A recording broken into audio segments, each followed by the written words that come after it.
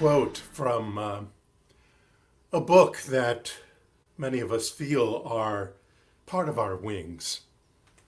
It's the Science of Mind book, and in it, Ernest Holmes wrote that we should be careful not to divide our mental house against itself. Having announced the law of liberty, we must not deny it. When we shall all know the truth, then ways and means and methods will be found for the freedom of all. The mold of acceptance is the measure of our experience, and the infinite fills all molds and forever flows into new and greater ones. Within us is the unborn possibility of limitless experience. Ours is the privilege of giving birth to it. Lift your wings over me. The wings we're talking about today are the wings of ease. And we've been talking about that all month, actually. Ease, like all experiences, is a choice that we decide to birth. It's a frequency in our cosmic collaboration, you might say. It's a state of being and a state of mind that we allow ourselves, yes, we allow ourselves to experience by aligning with it. You know, we can decide what we want. Do we want discord or harmony in our lives? Do we want chaos or order in our lives? Do we want disarray or synchronicity? Difficulty or ease? I can hear you. I can hear you. You're saying, okay, here he goes again. Here he goes blaming any unease in my life on me. Meaning you. Well, no, I'm not. That'd be mean for one thing, but it's not about blame. It's about responsibility and power. The power we have. The responsibility we have to be open to and allowing ourselves, and that includes me too, to change our thinking with the power we have of choice, of volition. COVID and other crappy things that are going on, they're here. And I know they can be hard. I dig it. I know it. I've felt it. And we may need once in a while to wallow in it, whatever that means. So go ahead. Let's take this moment right now to wallow in it some, whatever that is. I'll wait.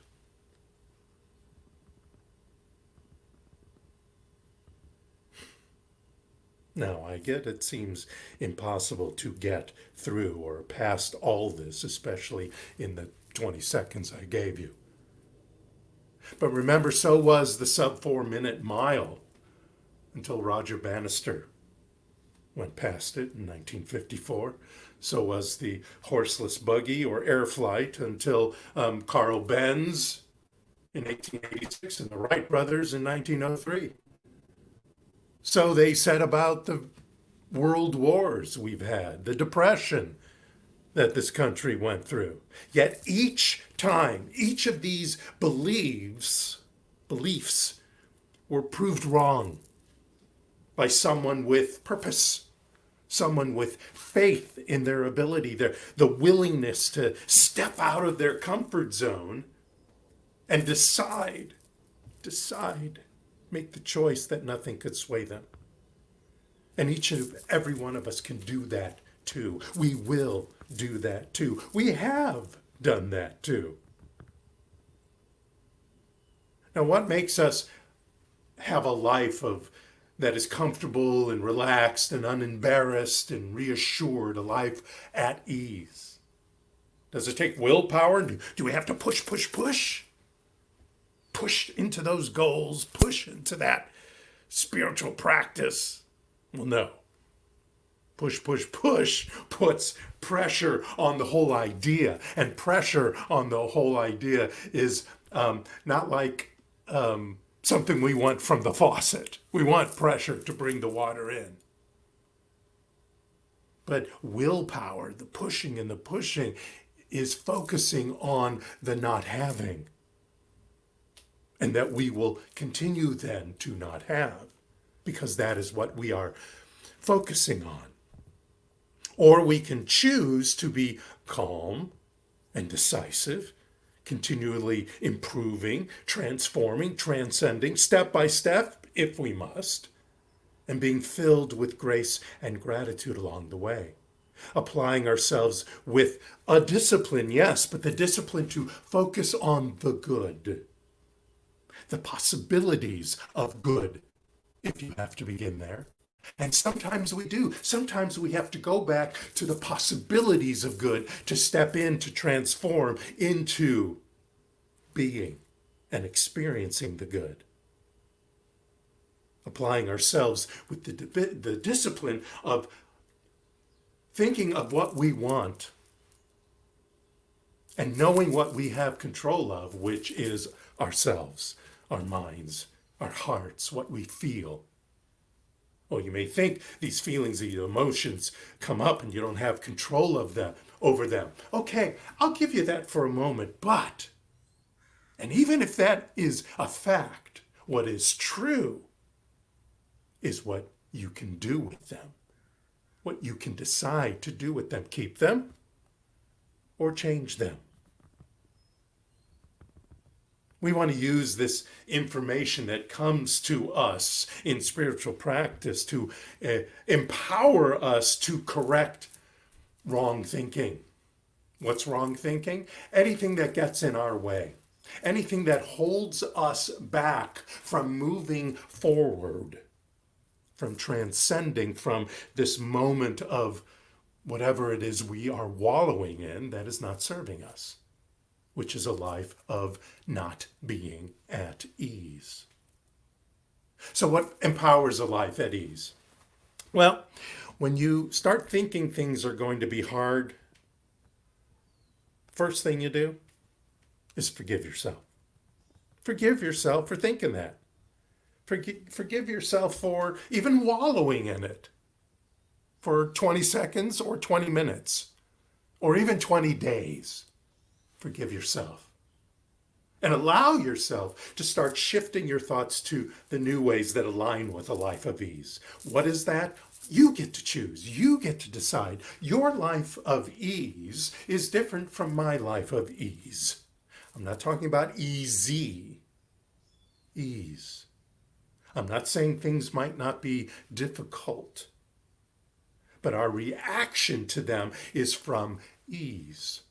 From a knowing that even if we have to do some things to get through the difficulty, we can do it because we know that grace holds us in its hands. And we can withdraw from the thought patterns that are going on, even if those thought patterns have been there for a long time and have become habitual thought patterns. We can withdraw from them. Those that don't fit that vision of ease. We just have to decide to. We have to replace them. New patterns of thinking requires willingness and allowing, forgiveness and persistence. Persistence is different than willpower. You might think persistence is, something I gotta do. No, I'm talking about persistence and tenacity to keep going. Not to keep pushing, but to keep going. And you do that in your spiritual practice. You do that in whatever your spiritual practice is. You do that in your thoughts. You do that in your goals for the day. You trade the striving with the joy of learning and applying yourself to the new adventure that you have decided will serve you, this adventure of ease. I want to read you a little story by a gentleman named Adam Oakley. It's about Amanda, Greg, and Richard, who are looking for a friend at the feasting tree. I've read about this something here that can take us wherever we want to go, to the feasting tree, but we have to pay him a price, Amanda said. Pay him what? Greg said. In memories. We have to give him one bad memory from our past, and he turns it into time. He turns it into time, Greg said. Yes, and he uses the time to take you or whoever to where you want to go. That book that Bernard wrote said that the time he turns it into is equivalent to the amount of time you would have spent dwelling on it if you had kept it inside of yourself, this bad memory. Huh. Greg said, well, I don't have any bad memories. I don't know what I could do. And Amanda said, I bet you do. Well, how do we get in contact with whoever this is, said Greg. He's the navigation troll. We have to walk into an area where we can all be in contact with each other and each touch a separate tree at the same time. Then we have to give over our bad memories to him, Amanda said. They both glanced over at Richard, who barely had heard all of this. He was listening to all the birds from above and hopping along the ground telling him that they should not go, that they should keep well away from where the Earthmen went, their friend. The bird calls were gradually becoming harsher and harsher and more screechy in Richard's mind, and he was fearing this idea of finding the navigation troll.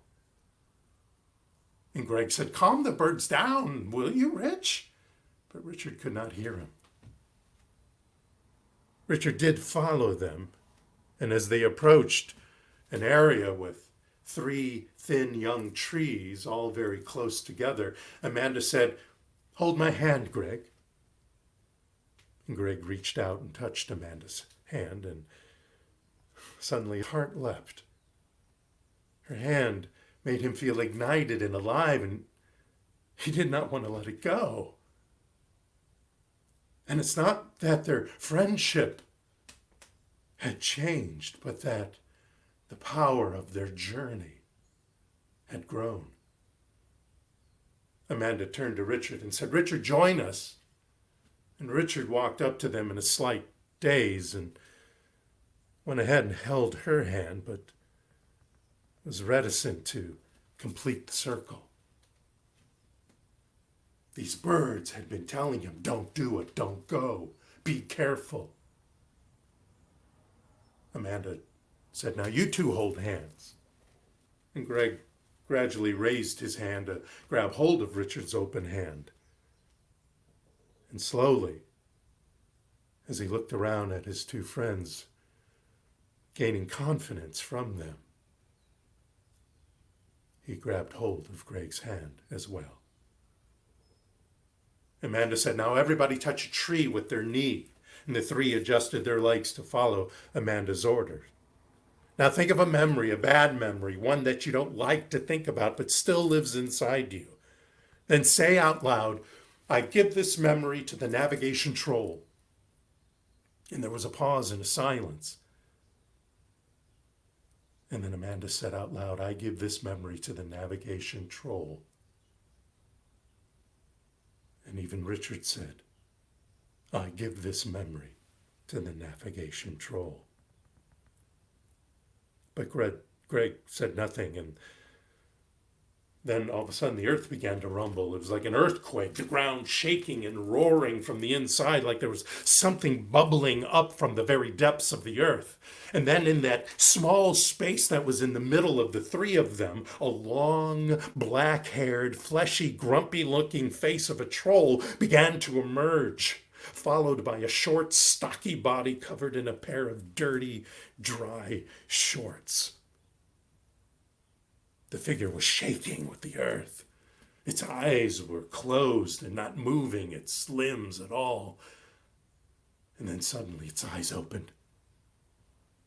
And the troll rang out, you called? And he pulled out a little notepad and a pen from a pocket in his shorts. The 3 of them broke their grip with each other, and Amanda said to the troll, yes, we want you to take us to wherever the feasting tree lives. And the troll looked up at Amanda with its very large eyes, permanent sneer, and scowling mouth, and said, what you ask is extremely dangerous and very far indeed. That will cost you dearly, dearie. How much? She said. The troll scribbled something on his pad and then said, "Well, my calculations say you need just a bit more." "A bit more what?" asked Amanda. "Your memory was a good one," he said. "And the memory from this lad here was okay," pointing to Richard. "But I am yet to take either, as I only take payment when all terms are agreed upon. This lad has offered nothing. I still need a good dark memory from him. If he provides one, then I can take you where you need to be." And Greg said, "But I have no bad memories." "Oh, but you do, lad, you do," said the troll. "What about when you were beaten up at that time at school?" Greg's body stiffened. "How do you know about that?" "I can see it. It's under your skin. It's always there, isn't it? It's always with you." Yeah, maybe," Greg said, "but I need it." "How so?" "Well, it stops me from getting beat up again." "Does it now?" "Yeah, because when I was starting to get beat up, my brother taught me how to fight." "Ah," said the troll, writing something down on his pad. "So what you mean is that the event made you learn to fight, and it brought you closer to your brother. Well, very good. But the memory of it, the darkness of it, the pain that still lives inside you, do you still need that? Do you still need to think about it in the same way? Do you still need to hold on to it? Do you really feel as if you are at peace with it, or does it give you nightmares, terrifying you of a fight happening again?"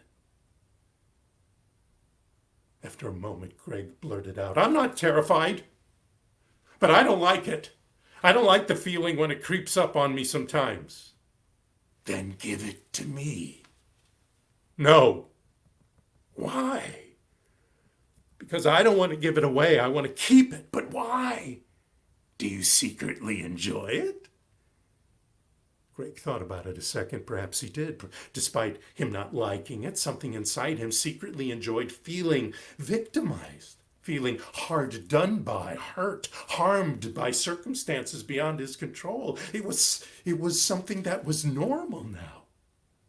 It was a strange, sick kind of enjoyment, a self-inflicted suffering that he was strangely addicted to.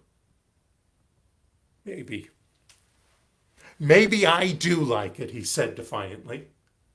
"I see," said the troll. "Maybe gives you a sense of self. Holding on to that memory makes you feel like you really exist." "Yeah, maybe." "Uh-huh.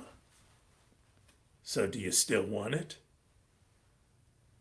And Greg shyly said, looking down, "I feel vulnerable without it." Yes, I know. But do you still want it?" Feeling agitated, Greg sputtered for a moment before screaming, No, I don't.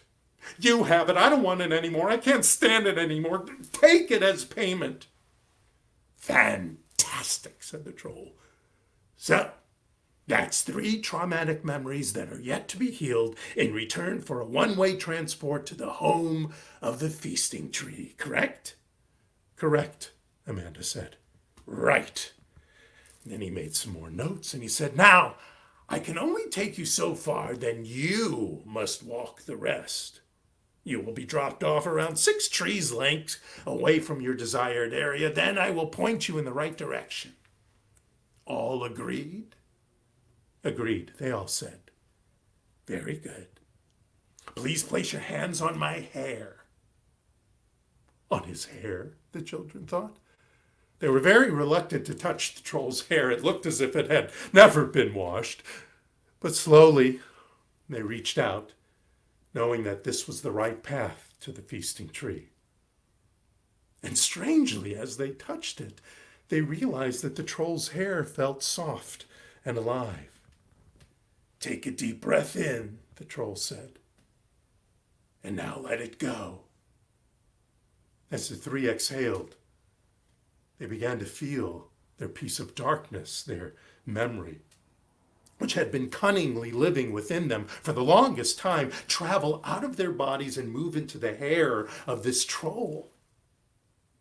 And as that darkness transferred, the troll's hair began to turn white, and then their surroundings became blurred, and the air started making a high-pitched whining noise.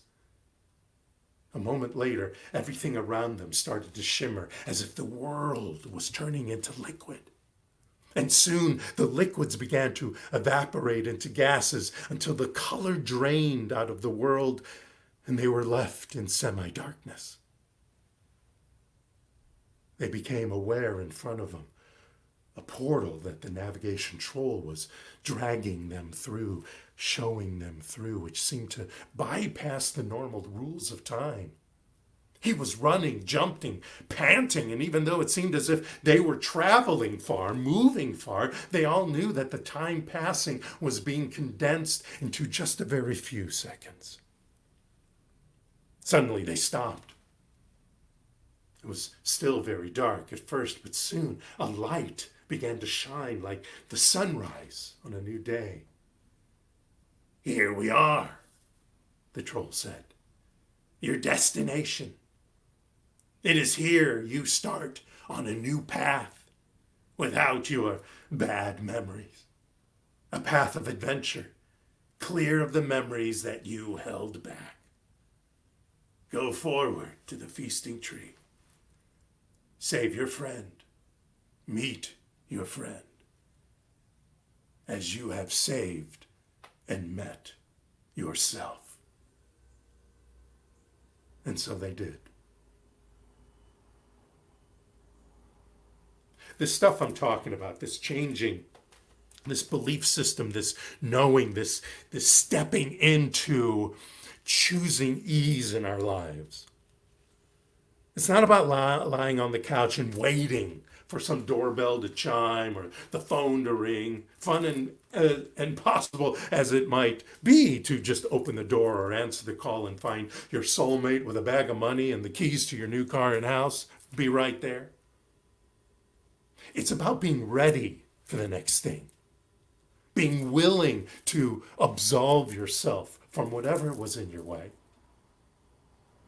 about being ready for the next thing by being connected to the original thing, leaning into the creation that we come from, trusting our connection and our communion with it.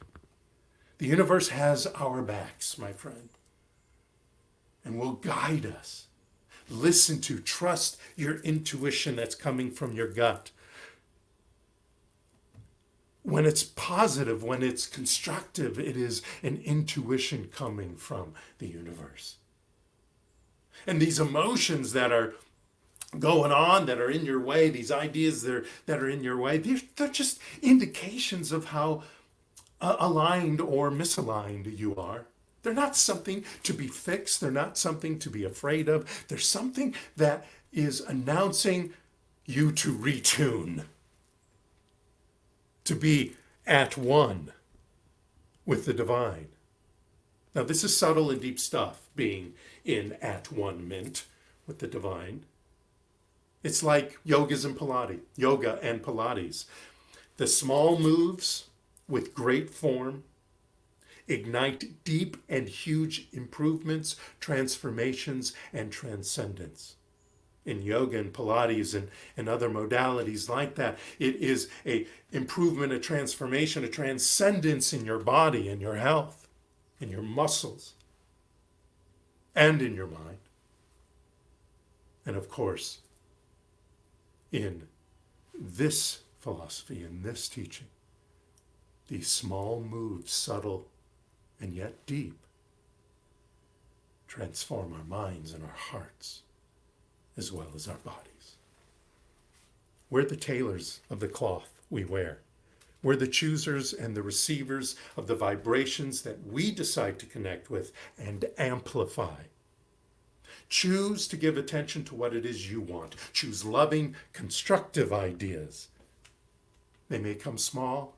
They may come apart at different times, far apart.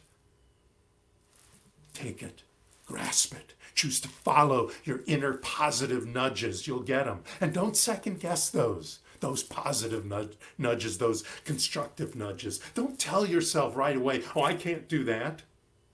I can't believe that. I believe this. I got this dumb habit in my head. Let them come bit by bit. An inner-oriented life is like, it's like sitting in the eye of a storm, like the eye of a hurricane. You place yourself in this low barometric pressure calm. It's the calm.